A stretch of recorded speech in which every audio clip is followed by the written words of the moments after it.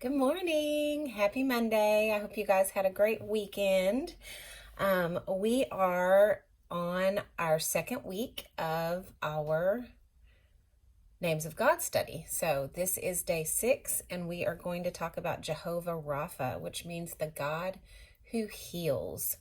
And our verse today is 2 Peter 2, verses 24 and 25. And it says, He himself bore our sins in his body on the cross so that we might die to sins and live for righteousness. By his wounds we have been healed.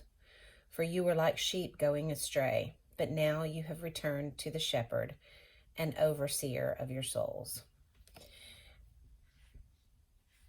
God heals us physically. There are times that we have to call on Jehovah Rapha as our God of healer for physical healing. And I encourage you, if you have a physical illness that you need healing from, to call on Jehovah Rapha as your healing God.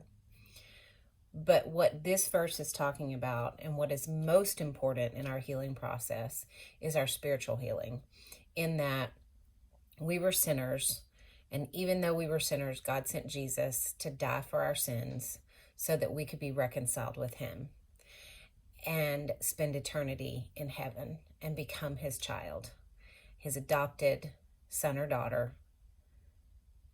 And with that comes all the power and the joy and the glory and the patience and the long suffering and all of the fruit of his Spirit.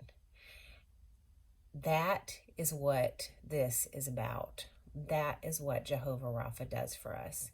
He loves you so much that he's willing to do whatever it takes to make sure that you are reconciled with him. And I think that people tend to look at this and go, "Oh, that's about physical healing." But spiritual healing is more important than anything, because that is our eternity. That is where we're going to spend our eternity. And so never doubt for a moment that God knew you when he sent Jesus. It was not, you weren't an afterthought, and you aren't just, oh, she's here now, so she's included in that group. No, he thought about you at that time. He knew who you were going to be. He knew you were going to be a sinner, and he knew he had to reconcile you in some way.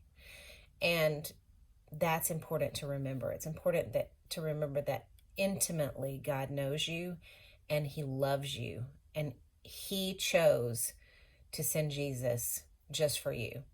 And if you had been the only person on the entire planet, he still would have sent his son for you, because he loves you that much. So take time today to look up and pray to the God of healing.